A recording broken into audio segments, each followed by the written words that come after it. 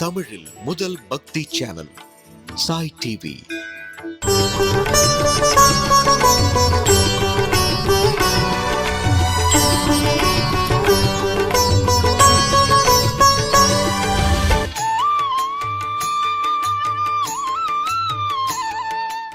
தூமணி மாடத்து சுற்றும் விளக்கேறிய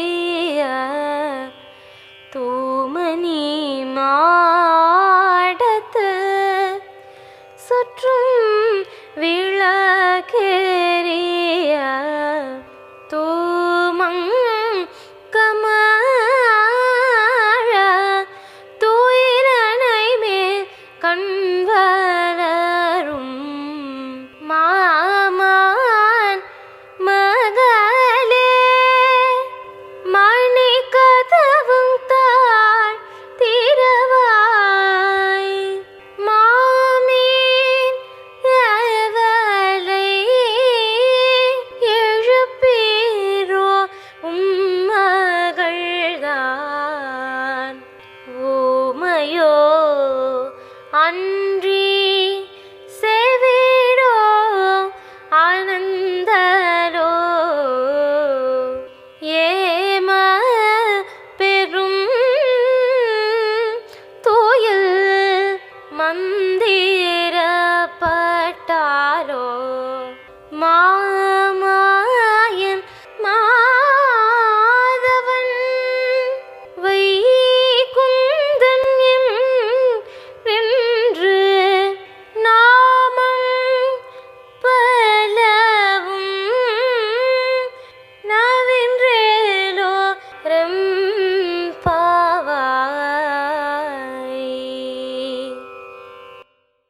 சாய் டிவி நேயர்கள் அனைவருக்கும் மார்கழி மாத இனிய காலை வணக்கங்கள். ஆண்டாள் திருவடிகளே சரணம். கோதை நோம்பு நோக்கத் தொடங்கி 8 நாள் ஆயிடுத்து. இன்னைக்கு 9வது நாள். 3 நாட்களாக வெவ்வேறு விதமான தோழிகளை எழுப்பிண்டு வரா.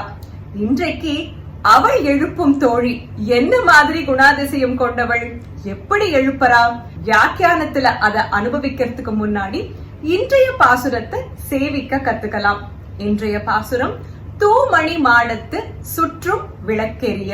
தூமணி மாடத்து சுற்றும் விளக்கெரிய தூமணி மாடத்து சுற்றும் விளக்கெரிய தூபம் கமழ துயில் அணைமேல் கண் வளரும் தூபம் கமழ துயில் அணைமேல் கண் வளரும் மாமான் மகளே மணிக்கதவம் தாழ்த்திரவாய் மாமான் மகளே மணிக்கதவம் தாழ்த்திரவாய் மாமீர் அவளை எழுப்பீரோ உன் மகள்தான் மாமீர் அவளை எழுப்பீரோ உன் மகள்தான் ஊமையோ அன்றி செவிடோ அனந்தலோ ஊமையோ அன்றி செவிடோ அனந்தலோ ஏமப்பெருந்துயில் மந்திரப்பட்டாளோ ஏமப்பெருந்துயில் மந்திரப்பட்டாளோ மாமாயன் மாதவன் வைகுந்தன் என்றென்று மாமாயன் மாதவன் வைகுந்தன் என்றென்று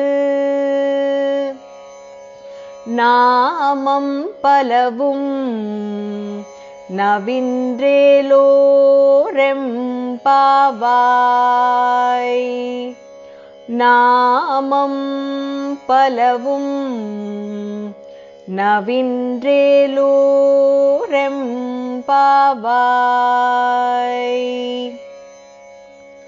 தூமணி மாடத்துச் சுற்றும் விளக்கெரிய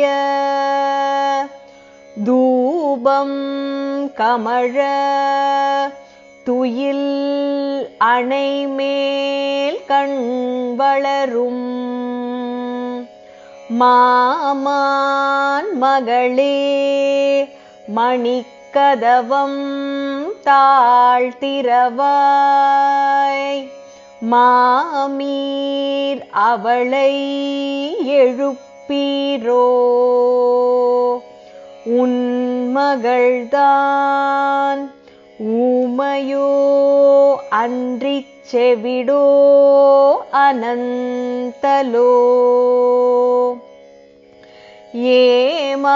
ஏமப்பெருந்துயில் மந்திரப்பட்டாளோ மாமாயன் மாதவன் வைகுந்தன் என்றென்று நாமம் பலவும் நவின்றேலோரெம்பாவாய்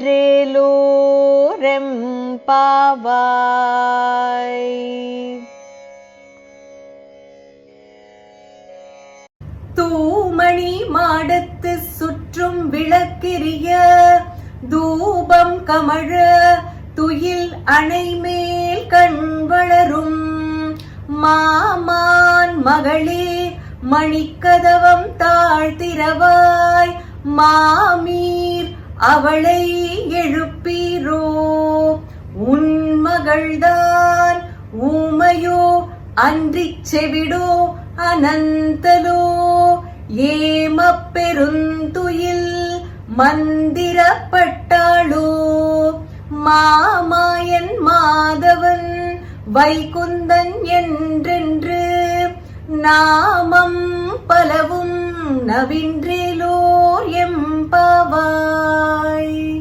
இன்றைய பாசுரத்தோட அழகு என்னன்னா ரொம்ப சுலபமான வார்த்தைகள். அந்த பாசுரத்தை வாசிச்சாலே நமக்கு தெரியும் பாசுரத்தோட வியாக்கியானம் என்ன அப்படின்னு.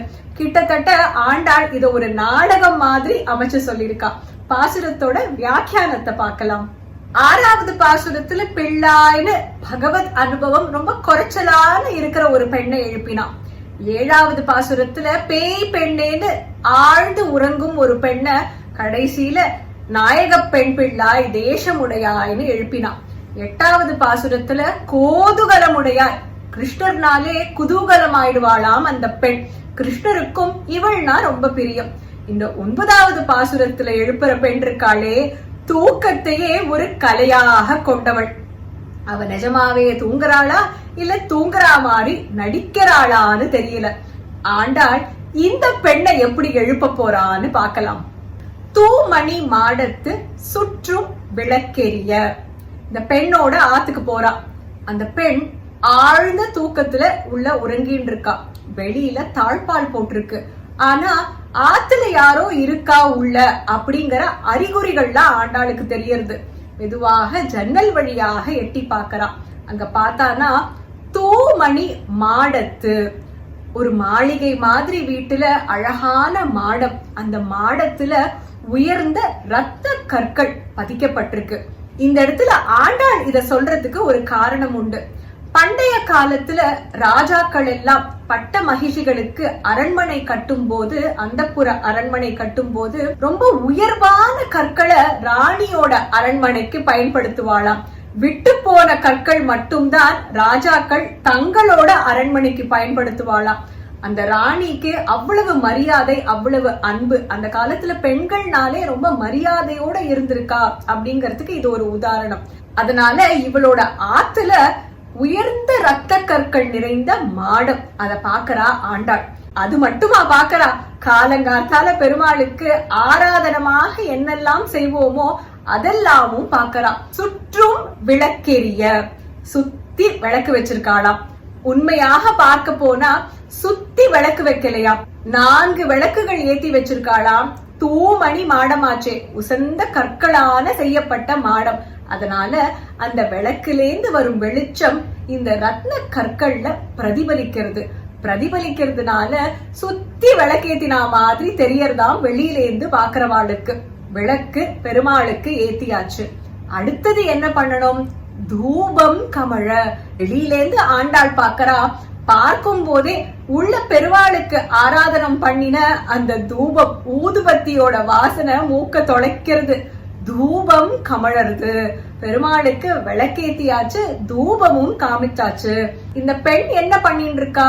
துயில் அணை மேல் கண் வளரும். இந்த பெண் ஆழ்ந்த உறக்கத்துல இருக்கா. அவளை பார்க்கும் போதே கண் வளரும்னு சொல்றா. பார்க்க அமைதியாக தூங்கிட்டு இருக்காளாம். ஏன்னா அவ படுத்துட்டு இருக்கும் மெத்தை அப்படிப்பட்ட ஒரு மெத்தை. பொதுவாக எல்லாருக்குமே இது உண்டு, இந்த மாதிரி மெத்தையில தான் படுத்துக்கணும், இதுலதான் எனக்கு தூக்கம் வரும் அப்படின்னு. அந்த மாதிரி ஒரு மெத்தை. அந்த மெத்தைய நினைத்தாலே தூக்கம் வந்துடுமா. மெத்தைன்னு சொன்னா 3 விதமான குணாதிசயங்கள்.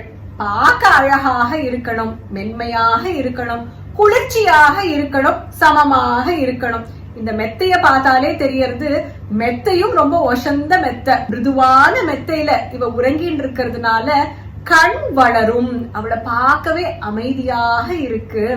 ஆழ்ந்த உறக்கத்துல அவ உறங்கிட்டு இருக்காளா இல்ல உறங்குற மாதிரி நடிக்கிறாளான்னு தெரியல. வெளியில நாங்க எல்லாரும் காத்துட்டு இருக்கோம். இவ வந்தா தேவலாம், நம்ம வேலைய பகவத் கைங்கரியம் பண்ண போறதுக்கு சரியாக இருக்கும்னு ஆண்டாள் காத்துட்டு இருக்கா. இந்த பெண் கிட்ட இருந்து எந்த பதிலும் வரல. இவளை எவ்வளவோ கூப்பிட்டு பார்த்தாச்சு, இவ ஒன்னும் பதிலும் சொல்ல மாட்டேங்கிறா. உறக்கத்திலேருந்து ஏந்துக்கவும் மாட்டேங்கிறா. அப்போ எதேச்சியா அந்த பெண்ணோட பெற்றோர்கள் அங்க வரா. மாமான் மகளே அப்படின்னு அந்த பெண்ணோட தந்தைய சம்பந்தப்படுத்தி அந்த மாமாவோட மகளே ஏந்துவா. நம்ம கலாச்சாரத்தோட விசேஷமே இதுதானே. நம்ம யார பார்த்தாலும் நம்மளோட சின்னவாளா இருந்தா தம்பி தங்கை அப்படின்னு சொல்லுவோம், பெரியவாளா இருந்தா அக்கா அண்ணா அப்படின்னு கூப்பிடுவோம், கொஞ்சம் வயசானவாளா இருந்தா மாமா மாமி அப்படின்னு கூப்பிடுவோம். இந்த பெற்றோர்கள் கொஞ்சம் வயசானவா போல் இருக்கு. அதனால ஆண்டாள் மாமான் மகளே அப்படின்னு பந்துத்துவமோட கூப்பிடுறா அந்த பெண்ண. மணிக்கதவம் தாழ்த்திரவாய். உன்னோட ஆத்தோட கதவு அழகான மணிகளால அலங்கரிக்கப்பட்டிருக்கு, அந்த கதவை கொஞ்சம் திறந்துதான் வெளியில வாயேன், அப்படி என்ன உறக்கம் உனக்கு அப்படின்னு சொல்றா. அந்த பெண் இதற்கும் பதில் சொல்லல. அப்போன்னு பார்த்து அந்த பெண்ணோட அம்மாவும் அங்க வரா. மாமீர் அவளை எழுப்பீரோ. மாமி நாங்க எவ்வளவோ சொல்லிட்டோம் வெளியில ஏந்துவான்னு, உங்களோட பொண்ணு வெளியிலயே வரமாட்டேங்கிறா, கொஞ்சம் அவளை எழுப்புங்கோளே, கொஞ்சம் தட்டி தான் பாருங்கோளே ஏந்துக்கிறாளான்னு. நாங்களும் எவ்வளவோ முயற்சி பண்ணி பார்த்துட்டோம், எங்களுக்கு கொஞ்சம் ஒத்தாசை பண்ணுங்கோளே, அவளை கொஞ்சம் எழுப்பி விடுங்கோளே. மாமீர் அவளை எழுப்பீரோ. உம்மகள்தான் ஊமையோ அன்றி செவிடோ. இவ்ளோ நாங்க சொல்லியும் அவ காதுல விழலையே, அவ பதில் சொல்ல மாட்டேங்கிறாளே. வரமாட்டேன்னு சொல்லலாமே, இல்ல வரேன் இதோ 10 நிமிஷத்துல வரேன் 20 நிமிஷத்துல வரேன்னு சொல்லலாமே, ஒண்ணுமே பதில் சொல்ல மாட்டேங்கிறா. உன்னோட மகள் என்ன ஊமையோ செவிடோன்னு கேக்குறா. இது ரெண்டுமே இல்லையா? நன்னா வாக் சாமர்த்தியம் படைத்தவள் தான், காதும் நன்னா கேக்கும்னு சொல்றேன். அப்போ என்னதான் பிரச்சனை அவளுக்கு? அனந்தலோ, சரியான சோம்பேறியோ உங்களோட பொண்ணு, இப்படி தூங்குறாளே. பிள்ளை பெண் கூட ஏந்து வந்தாச்சு, இவளோ பகவத் கைங்கரியத்துல நிறைய அனுபவம் உள்ளவள், இவ முதல்ல வர வேண்டாமா? சோம்பேறித்தனத்தினால வராம இருக்காளோன்னு கேக்குறா. ஒருவேளை நமக்கெல்லாம் தெரியாம யாராவது அவளுக்கு மாய மந்திரம் பண்ணிருப்பாளோ? ஏம பெருந்துயில் மந்திரப்பட்டாளோ? இப்படி தூங்குறாளே, நாங்க இவ்வளவு சொல்லிட்டு இருக்கோம், மாமா கூப்பிடுறார், மாமி கூப்பிடுறார், ஆத்துல ஆராதனம் முடிஞ்சுடுத்து, இன்னமும் தூங்குறாளே, யாராவது இவ இப்படி தூங்கட்டும்னு மாய மந்திரம் ஏதாவது பண்ணிட்டாளோ, இவ்ளோ நேரம் கூப்பிட்டாச்சு, சரி எதுக்குதான் உன்னை கூப்பிடுறோன்னு அதையும் சொல்றோம், அப்படியாவது நீ வரையான்னு பாக்கறேன்னு ஆண்டாள் மாமாயன் மாதவன் வைகுந்தன் என்றென்று நாமம் பலவும் நவின்றேலோர் எம்பாவாய். மாமாயன் எப்படி அந்த 5வது பாசுரத்துல மாயன்னு சொன்னாலோ, மாயனுக்கும் மாயனான அந்த கண்ணன், அந்த கண்ணனுக்கு பல நாமங்கள். மாமாயன் மாதவன்கிறது அந்த மகாலட்சுமியின் மணவாளன். மாதவன் வைகுந்தன், வைகுண்டத்துக்கு அதிபதியாக இருப்பவர். 3 நாமந்தான் அவருக்கு நினைக்காத, இப்படி நிறைய நாமங்கள் உண்டு, சஹஸ்ர நாமம் கொண்டவராச்சே. வைகுந்தன் என்றென்று நாமம் பலவும் நவின்றேலோர் எம்பாவாய்.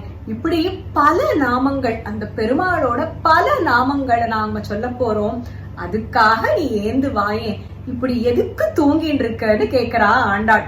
மாமாயன் மாதவன் வைகுந்தன் என்றென்று நாமம் பலவும் நவின்றேலோர் எம்பாவாய் அப்படின்னு சொன்ன ஆண்டாள் திருப்பாவையிலேயே கண்ணனையும் பெருமாளையும் விதவிதமாக கூப்பிடுறான்.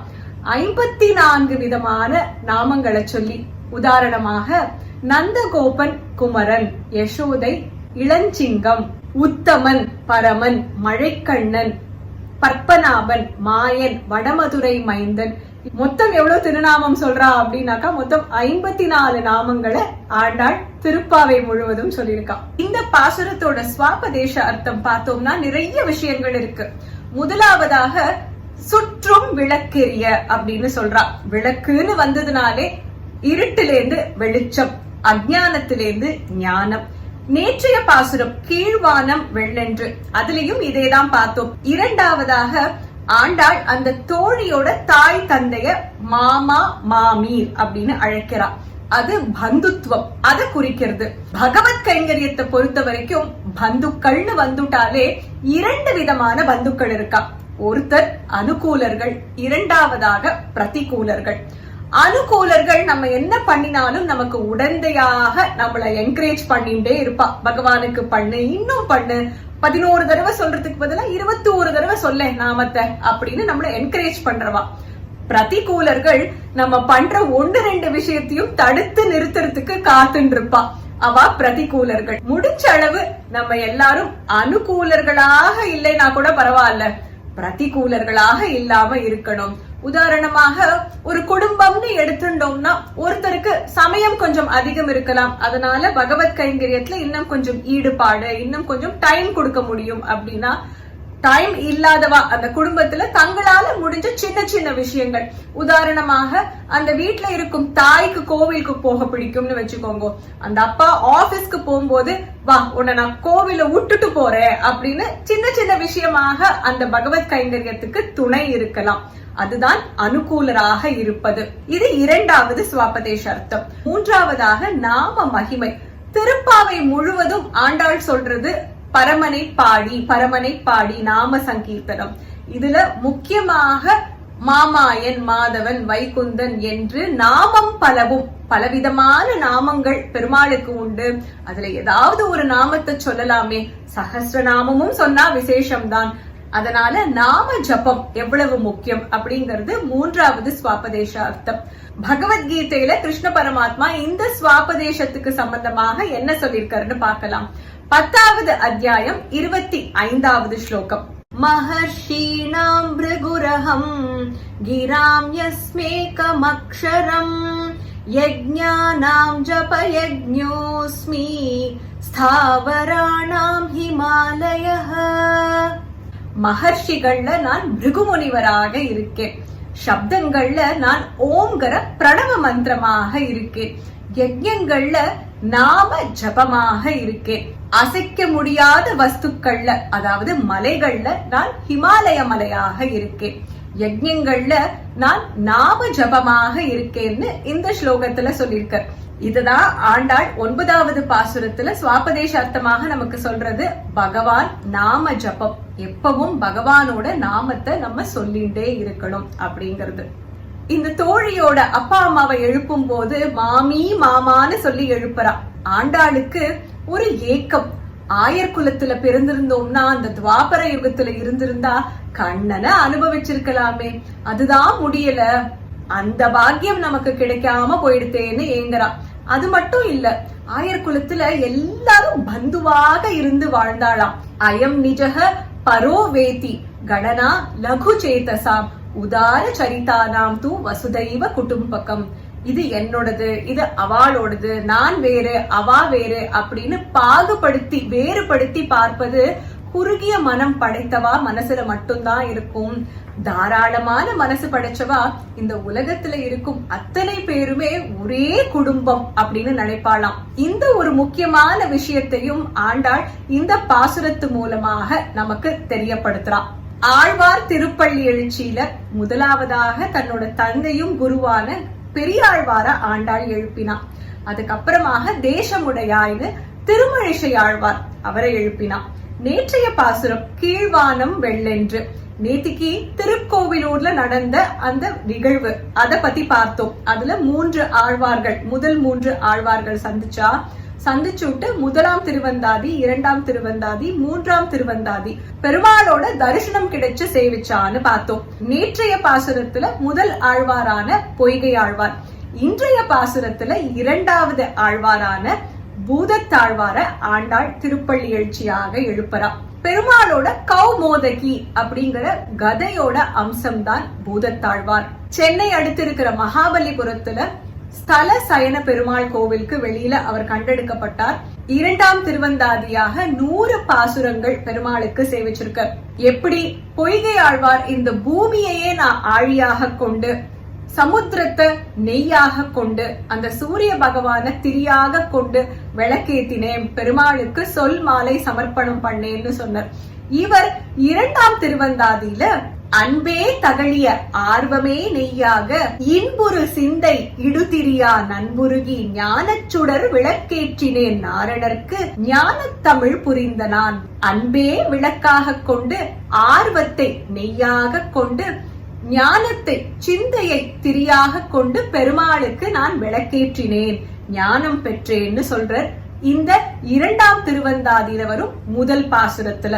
பூதத்தாழ்வார் 13 திவ்ய தேச பெருமாளுக்கு மங்களாசாசனம் பண்ணிருக்க. உதாரணமாக திருப்பதி, ஸ்ரீரங்கம், திருக்கோஷ்டியூர், திருக்குடந்தை, இது மாதிரி 13 திவ்ய தேசங்களுக்கு மங்களாசாசனம். திருப்பாவையில ஆண்டாள் ஒவ்வொரு பாசுரத்திலையும் ஒவ்வொரு திவ்ய தேசத்தை குறிப்பிட்டு சொல்றா அப்படின்னு பார்த்துட்டு வரும். முதல் 5 பாசுரங்கள்ல பெருமாளோட 5 நிலைகள், அதுக்கப்புறமா 6வது பாசுரத்துல திருவன்வண்டூர், 7வதுல திரு ஆயர்பாடி, நேற்றைய பாசுரம் 8வது பாசுரத்துல காஞ்சி வரதராஜ பெருமாள், திருக்கச்சி. இதுல ஒவ்வொரு வியாக்கியாதாவும் ஒவ்வொரு விதமாக இந்த திவ்ய தேசத்தை சொல்லுவா. இன்றைய பாசுரம் 9வது பாசுரத்துல சுற்றும் விளக்கெரிய, திருமங்கையாழ்வார் பெரிய திருமொழியில சொல்லும் போது மிக்கானை மறையாய் விரிந்த விளக்கைன்னு சொல்ற இந்த திவ்ய தேசத்தை. எந்த திவ்ய தேசம்னா நமக்கெல்லாம் ரொம்ப பரிச்சயமான ஒரு ஸ்தலம், ஷோலிங்கர் நரசிம்ஹர். வேத மறையாக அந்த குன்று மேல இருந்து விளக்காக பிரகாசிக்கிறார் அந்த பெருமாள், நமக்கெல்லாம் ஞானத்தை கொடுக்கிறார். அதுதான் இந்த பாசுரத்தோட ஸ்வாபதேச அர்த்தம்னு கூட பார்த்தோம். அதனால இந்த பாசுரத்துல வரும் திவ்ய தேசம் திருக்கடிகை அப்படிங்கிற ஷோலிங்கர் நரசிம்ஹர் திருத்தலம். இந்த மார்கழி மாதம் பெருமாளுக்கு விதவிதமான நெய்வேத்தியங்கள் சமர்ப்பணம் பண்ணிட்டு வரும். பாயசம், கலந்த சாதம், கேசரி. இன்னைக்கு பெருமாளுக்கு பாலடை பிரதமன். எல்லாரும் ஆவலோட காத்துட்டு இருக்கும் பாசுர கோலங்கள். நிறைய நேயர்கள் அழகழகாக கோலம் போட்டு எங்களோட பகிர்ந்துட்டு இருக்கு. பார்க்கவே ரொம்ப அழகா இருக்கு. எந்த கோலத்தை செலக்ட் பண்றது அப்படின்னே தெரியல. இன்னும் நிறைய பேர் போடணும். உங்களோட கோலத்தை எல்லாம் எங்களோட கண்டிப்பாக மறக்காம பகிர்ந்துக்கணும். நாளைய பாசுர கோலம் என்ன அப்படிங்கறத பார்க்கலாம். நாளைக்கு 10வது பாசுரம் நூற்று சுவர்க்கம். இதுல நாற்ற துழாய்முடி அப்படின்னு பெருமாளுக்கே உகந்த பத்திரம், இலை, துளசி, அத பத்தி வருது. அதனால துளசி மாலையை கொண்ட ஒரு கோலம். நீங்க பார்க்கும் கோலம் எல்லாமே நம்ம ஆத்துல மார்கழி மாசத்துல ஒவ்வொரு வருஷம் போட்டது. முதல் வருஷம் ஒரு சின்ன சின்ன கோலங்கள், அடுத்த வருஷம் இன்னும் கொஞ்சம் பெருசாக ஒவ்வொரு வரியும் பிரதிபலிக்கிற மாதிரி போடணும்னு பிரயத்தனம் பண்ணினது. இன்னும் கொஞ்சம் பெருசாக போடலாம்னா ஒரு அழகான துளசி மாடம் போடலாம். நாளைய பாசுரத்திலையும் விளக்கு, அதனால விளக்குகள் நிறைந்து போடலாம். பெருமாளோட சங்கு சக்கரம் திருநாமம், ஒரு சின்ன தாமரை மலர் இதெல்லாம் சேர்த்து அழகழகாக நாளைக்கு 10வது பாசுர கோலம். இந்த அவசர காலத்துல யாருக்குமே எதையுமே முழுசா அனுபவிக்க நேரம் இருக்கிறது இல்ல. எதை எடுத்துட்டாலும் குவிக்கா அதோட லெசன்ஸ் லேர்ன் என்னன்னு சொல்லு, கிரக்ஸ் என்னன்னு சொல்லு அப்படின்னு தான் கேட்பா. இதுவரைக்கும் நம்ம பார்த்த பாசுரங்கள் எடுத்துட்டோம்னாலே முதல் பாசுரத்துல நோம்பு நோக்க போறோம், நாராயணன் நமக்கு பறை தருவான். 2வது பாசுரத்துல இதெல்லாம் செய்யலாம் இதெல்லாம் செய்யக்கூடாது நோம்புக்கு. 3வது பாசுரத்துல நோம்பு நோத்தோம்னா லோகமே க்ஷேமமாக இருக்க போறது. 4வது பாசுரத்துல மழையும் கண்ணனையும் ஒப்பிட்டு ஒரு வர்ணனை. 5வது பாசுரத்துல நோம்பு நோத்தோம்னா இதுவரைக்கும் செய்த பாவம் இனிமேல் செய்ய போற பாவம் எல்லாமும் தீயினில் தூசாகும் செப்பேலோர் எம்பாவாய். 6வது பாசுரத்துல உள்ளத்துக்கொண்டு முனிவர்களும் யோகிகளும் பெருமாளை மனசுல வச்சுண்டு சேவிக்கணும். அடுத்தது 7வது பாசுரத்துல கேசவனை பாடவும் நீ கேட்டே கிடத்தியோ, பெருமாள் கிட்ட சரணாகதி தத்துவம். 8வது பாசுரத்துல ஞானத்தோட பகவத் கைங்கரியம் பண்ணணும். இந்த 9வது பாசுரம் எடுத்துட்டோம்னா ரொம்ப முக்கியமான பகவான் நாம ஜபம். இதுதான் ஆதிசங்கர பகவத் பாதாளும் பஜகோவிந்தம்ல சொல்ற. கேயம் கீதா நாம சஹஸ்ரம் தியேயம் ஸ்ரீபதி ரூபமஜஸ்ரம். பகவத்கீதை விஷ்ணு சஹஸ்ரநாமம். இத சொல்லி பகவான தியானம் பண்ணு, அவனோட ரூபத்தை மனசுல வைத்து தியானம் பண்ணுன்னு சொல்ற. அதேதான் இந்த 9வது பாசுரத்திலையும் நாமம் பலவும் நவின்றேலோர் எம்பாவாய்னு ஆண்டாள் சொல்லியிருக்கா. நாளைக்கு 10வது பாசுரத்துல விடியற்காலை சந்திக்கலாம். ஆண்டாள் திருவடிகளே சரணம். சர்வம் கிருஷ்ணார்ப்பணமஸ்து. மார்கழி மாதம்னாலே வண்ண வண்ண கோலங்கள், அதுவும் இந்த மார்கழி மாதம் விதவிதமான பாசுர கோலங்கள். நம்ம நிகழ்ச்சி பார்த்து குறிப்புகள் கேட்டு நீங்க பாசுர கோலங்கள் போட்டிருந்தா அந்த கோலங்களை எங்களோட பகிர்ந்துக்கலாம் வாட்ஸ்அப் மூலமாக. 9884466986 நம்பர் மறுபடியும் சொல்றேன். 9884466986. சிறந்த கோலங்கள் தேர்ந்தெடுக்கப்பட்டு நம்ம நிகழ்ச்சியில மார்கழி மாத கடைசியில ஒளிபரப்பப்படும். நீங்க போடும் பாசுர கோலங்களும் இந்த நிகழ்ச்சியில வர ஒரு அருமையான வாய்ப்பு. சாய் டிவி நிகழ்ச்சிகள் உங்களுக்கு பிடிச்சிருக்கா? லைக் பண்ணுங்க, ஷேர் பண்ணுங்க, கமெண்ட்ஸ் பண்ணுங்க, சப்ஸ்கிரைப் பண்ணுங்க, பக்கத்துல இருக்கிற பெல் சிம்பலை பிரஸ் பண்ணுங்க.